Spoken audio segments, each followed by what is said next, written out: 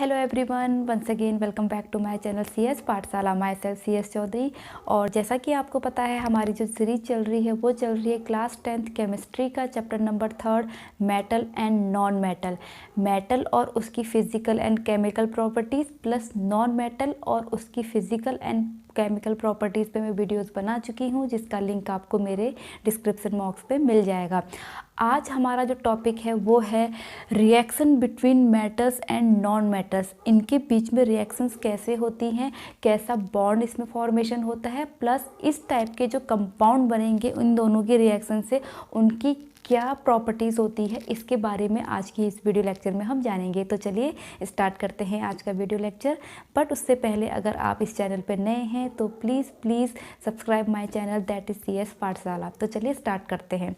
सबसे पहले हम बात करेंगे कि जितने भी एलिमेंट्स नोन हैं, मीन्स 118 एलिमेंट्स आज की डेट पे नोन है। तो ये सारे के सारे एलिमेंट्स एक्सेप्ट नोबल गैसेस, क्योंकि उनका जो आउटरमोस्ट सेल है वहाँ पर ऑलरेडी ऑक्टेट कंप्लीट है। मीन्स इसकी आउटरमोस्ट सेल में 8 इलेक्ट्रॉन कंप्लीट है। एंड रेस्ट जो आपके एलिमेंट्स बचे वो चाहते हैं कि रिएक्शन के द्वारा कैसे भी करके उनकी जो आउटरमोस्ट सेल है वो कम्प्लीटली फुलफिल हो जाए। मीन्स या तो उनकी आउटरमोस्ट सेल में 2 इलेक्ट्रॉन हो या फिर 8 इलेक्ट्रॉन हो। 2 इलेक्ट्रॉन कब होंगे? जब किसी के पास एक ही सेल होगी, मीन्स सिंगल सेल के सेल होगी। जैसे कि आपका क्या है, हाइड्रोजन है, हीलियम है। हीलियम तो वैसे भी आपकी क्या होती है, वो एक इनर्ट गैस है, मीन्स आपका नोबल गैस है, जिसके आउटरमोस्ट सेल में 2 इलेक्ट्रॉन है, इलेक्ट्रॉन और उसकी सेल की भी एक है। और फर्स्ट जो सेल है मीन्स के सेल है, उसकी जो कैपेसिटी है वो है ही 2 इलेक्ट्रॉन की।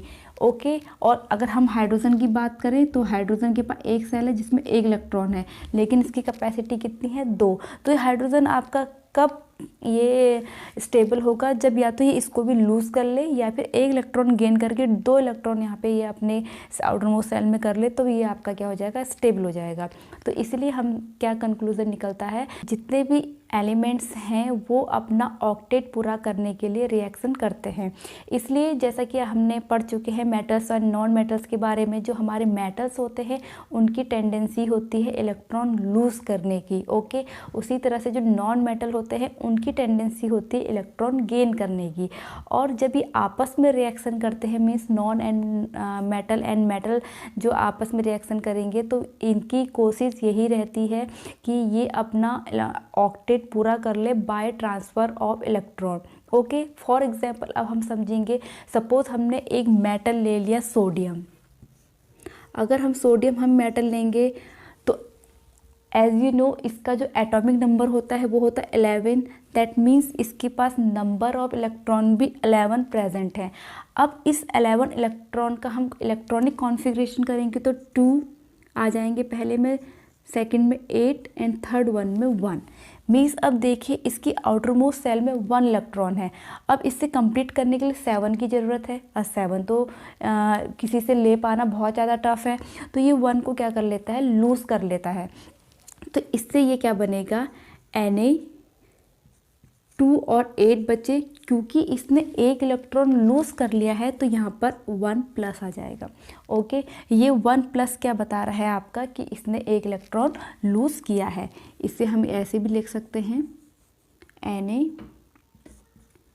आपका Na प्लस, इसने आपका 1 इलेक्ट्रॉन लूज़ कर लिया। ओके। अब तब जाके इसका इलेक्ट्रॉनिक कॉन्फ़िगरेशन 2 एंड 8 आया। अब दूसरा हम नॉन मेटल की बात करें तो हमने एक नॉन मेटल ले लिया क्लोरीन। इसका जो एटॉमिक नंबर होता है वो होता है 17। क्लियर। अब 17 इसका एटॉमिक नंबर है, दैट मीन्स इसके पास नंबर ऑफ इलेक्ट्रॉन भी 17 ही प्रेजेंट होंगे। अब 17 का हम इलेक्ट्रॉनिक कॉन्फ़िगरेशन करेंगे तो 2 8 7। ओके। तो इसकी जो वैलेंस सेल है, एज यू नो आपको ये मालूम होना चाहिए किसी भी रिएक्शन के कौन से इलेक्ट्रॉन पार्टिसिपेट करते हैं रिएक्शन में, वो करते हैं वैलेंस सेल के। ओके। तो इसकी वैलेंस सेल में यानी कि आउटरमोस्ट सेल में कितने इलेक्ट्रॉन है, 7। अब इसे स्टेबल होने के लिए कितने इलेक्ट्रॉन की ज़रूरत है, 1 इलेक्ट्रॉन की आवश्यकता है। तो ये क्या करता है, किसी एलिमेंट्स के साथ रिएक्शन करके 1 इलेक्ट्रॉन लेगा, तो ये क्या बन जाएगा आपका, यहाँ पर जैसे Cl है, यहाँ पर इसने 1 इलेक्ट्रॉन ले लिया तो ये क्या बन जाएगा 1 minus. Okay, means chlorine 1 minus 2 8 8। इसका नया जो इलेक्ट्रॉनिक कॉन्फ़िगरेशन है ये बन जाएगा क्लोरीन 1 माइनस यहाँ पर क्या शो कर रहा है कि इसने एक इलेक्ट्रॉन किसी से लिया है, और 1 प्लस क्या शो करता है, इसने एक इलेक्ट्रॉन दिया है। अब ये दोनों जब आपस में रिएक्शन करेंगे तब क्या होगा, तो देखिए Na प्लस Cl। ओके, तो ये बन जाता है NaCl। इसका पास जो एक एक्स्ट्रा इलेक्ट्रॉन था यहाँ पर, ओके, इसके पास एक की कमी थी, ये इलेक्ट्रॉन इसने यहाँ दे दिया, तो ये बन जाएगा NaCl। अब ये देखिए होगा कैसे, अगर हम इसके इलेक्ट्रॉन बनाए, जैसे कि सोडियम है, सोडियम के आउटर मोस्ट शेल में 1 इलेक्ट्रॉन था, तो हमने यहाँ पर 1 इलेक्ट्रॉन बना दिया। प्लस क्लोरीन है, क्लोरीन के पास 7 इलेक्ट्रॉन थे, तो 1 2 3 4 5 6 7। ठीक है, अब इस आपका जो सोडियम था, इसने 1 इलेक्ट्रॉन आपका किसको दे दिया, इसके पास यहाँ पर दे दिया। तो अब यहाँ पर क्या बन जाएगा, Na एक बॉन्ड बन गया, 1 2 3 4 5 6 7 8, एक इलेक्ट्रॉन इसका आ गया, तो यहाँ पर NaCl बना और यहाँ पर एक बॉन्ड बन गया है, और NaCl मीन्स Na और Cl के बीच में बॉन्ड फॉर्मेशन हो गया बाय ट्रांसफ़र ऑफ 1 इलेक्ट्रॉन। इस Na ने मीन्स सोडियम ने एक इलेक्ट्रॉन कंप्लीटली ट्रांसफ़र कर दिया क्लोरीन को। अब देखिए, अब Na के पास भी आउटर मोस्ट सेल में 8 इलेक्ट्रॉन है, मीन्स ये स्टेबल है, और क्लोरीन के आउटर मोस्ट सेल में भी इसने 1 इलेक्ट्रॉन ले लिया है, तो इसके पास भी 8 इलेक्ट्रॉन है, मीन्स स्टेबल है। तो इस टाइप का जो बॉन्ड बनेगा, ओके, इस बॉन्ड को हम कहते हैं आयनिक बॉन्ड, जो बनते हैं कंप्लीटली ट्रांसफ़र ऑफ इलेक्ट्रॉन से। ओके, तो ये क्या है आपका आयनिक बॉन्ड। इतनी बात समझ में आई। ओके, सेकंड चीज़, क्योंकि जो ये बॉन्ड बना है, मीन्स ये बॉन्ड बना कैसा है, आपका पॉजिटिव और नेगेटिव आयन जो बने हैं उनके बीच में ये बॉन्ड बना है। तो पॉजिटिव और नेगेटिव आयन के बीच में जो बॉन्ड बनता है, जो फोर्स लगता है, उसे हम कहते हैं इलेक्ट्रोस्टैटिक फोर्स। Electrostatic force. तो आपको ये 2 चीज़ याद रखनी है। पहली बात, मेटल और नॉन मेटल के बीच में जो बॉन्ड बनेगा उस बॉन्ड को हम कहते हैं आयनिक बॉन्ड, जो कम्प्लीटली ट्रांसफ़र ऑफ इलेक्ट्रॉन से बनते हैं। और दूसरी बीच उन बॉन्ड के बीच में जो फोर्स लगेगा, जो उनको जोड़े रखेगा, वो एक बहुत स्ट्रॉन्ग फोर्स होता है, जिसे हम कहते हैं इलेक्ट्रोस्टैटिक फोर्स कहते हैं। क्लियर। और इस टाइप के कंपाउंड को, क्योंकि आयनिक बॉन्ड बन रहा है, तो इस टाइप के कंपाउंड को हम बोलते हैं आयनिक कंपाउंड। तो आपका NaCl क्या है, एक आयनिक कंपाउंड। आई इतनी बात समझ में? क्लियर। तो अब आपको यहाँ पे क्लियर हो गया होगा कि मेटल और नॉन मेटल के बीच में रिएक्शन कैसे होती है, कंप्लीटली ट्रांसफ़र ऑफ इलेक्ट्रॉन के द्वारा, एंड प्लस उनके बीच में कैसा बॉन्ड बनता है, तो वो बनता है आयनिक बॉन्ड। क्योंकि आयनिक बॉन्ड का फॉर्मेशन हो रहा है, इसलिए इन कंपाउंड को बोला जाता है आयनिक कंपाउंड। और इनके बीच में जो फोर्स लगता है वो बहुत स्ट्रॉन्ग होता है, और उस फोर्स को कहते हैं इलेक्ट्रोस्टैटिक फोर्स के नाम से जाना जाता है। आई होप आपको इतना क्लियर हो गया होगा। अब यहाँ पर मैं एक एग्जाम्पल और ले रही हूँ। एक मेटल मैंने ले लिया मैग्नीशियम। क्लियर। अब मैग्नीशियम का जो इलेक्ट्रॉनिक कॉन्फ़िगरेशन होगा, क्योंकि उसमें नंबर ऑफ इलेक्ट्रॉन कितने होंगे, 12, क्योंकि इसका एटॉमिक नंबर कितना होता है, 12 होता है। तो इस हिसाब से 2 8 2 मीन्स इसकी outermost shell, valence shell में कितने इलेक्ट्रॉन प्रेजेंट हैं, 2।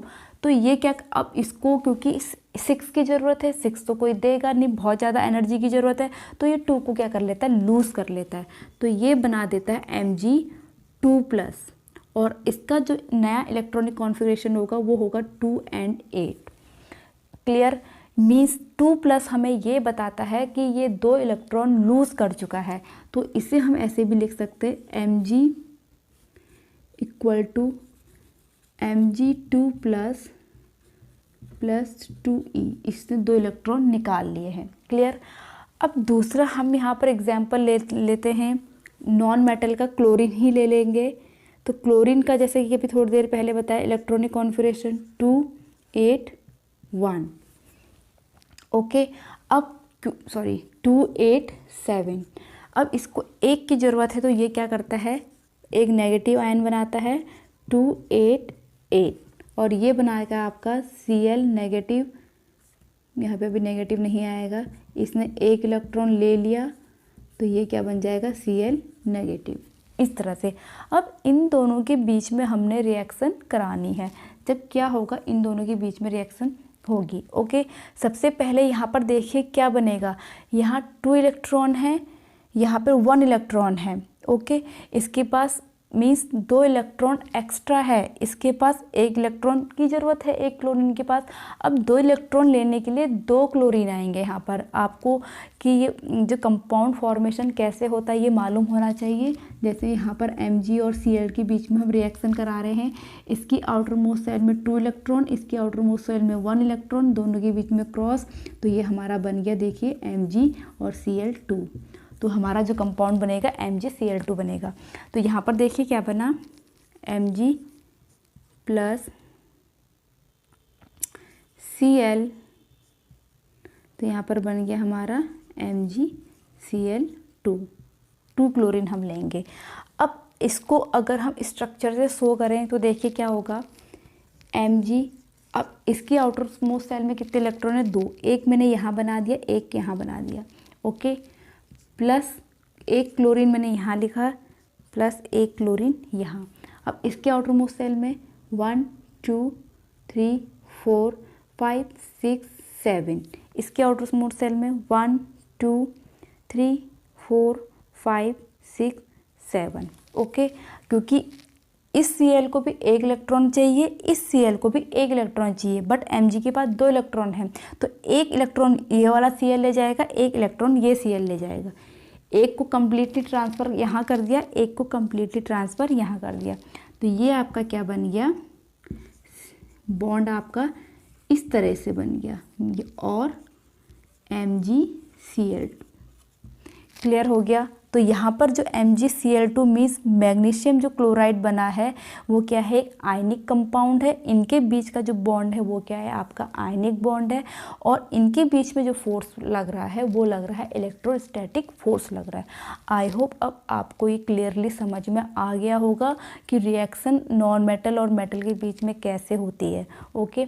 अब हम इसकी प्रॉपर्टीज़ को भी जान लेते हैं जो आयनिक कंपाउंड हमारे बने हैं। Okay, now properties of ionic compound. तो यहाँ पर मैंने मेन 4 इसकी प्रॉपर्टीज़ लिखी हैं। पहली है फिजिकल नेचर, दूसरी है melting and boiling point, third है सॉल्युबिलिटी, एंड फोर्थ है कंडक्शन ऑफ इलेक्ट्रिसिटी। तो इसे हम 1 बाय 1 क्लियर करूँगी।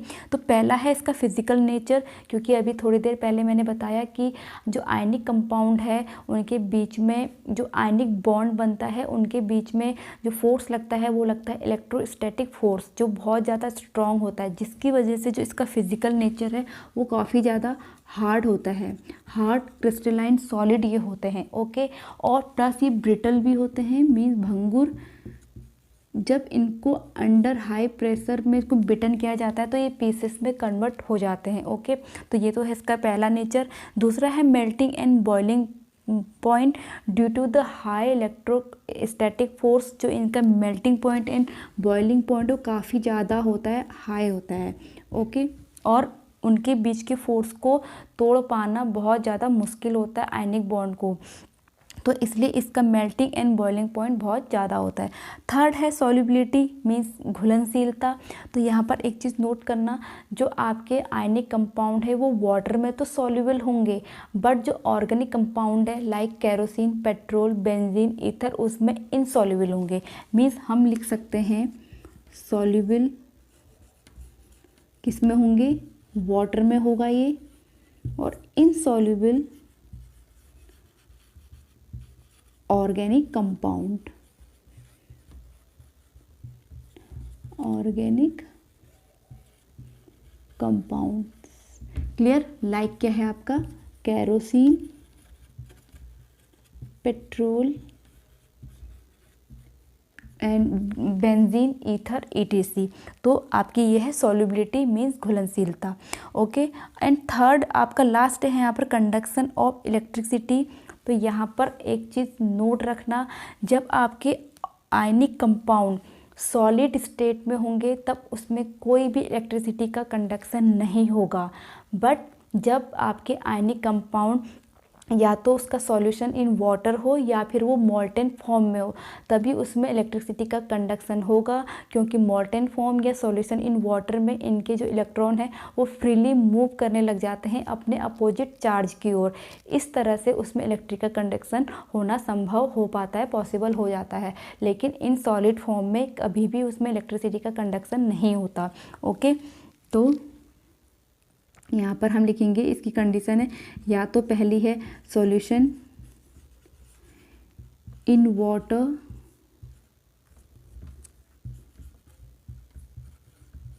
और दूसरी इसकी कंडीशन हो जाएगी मोल्टेन फॉर्म, गलित अवस्था, मोल्टेन फॉर्म।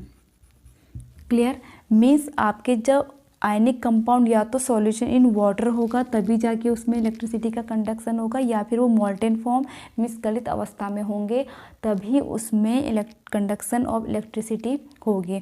तो ये तो था आपके reaction between metals and non metals के बारे में और उसकी क्या प्रॉपर्टीज़ हैं। आई होप आज का वीडियो लेक्चर आप लोगों को अच्छे से क्लियर हो गया होगा, और अगर आपको मेरा वीडियो लेक्चर पसंद आया हो तो प्लीज़ लाइक कीजिए, कमेंट्स कीजिए, शेयर कीजिए, and please subscribe my channel that is CS पाठशाला। एंड हाँ, नोटिफिकेशन बेल आइकन को दबाना ना भूलिएगा, और मैं मिलूँगी अपनी नेक्स्ट वीडियो के साथ एक नए टॉपिक के साथ। तब तक के लिए स्टे ट्यून, बाय बाय।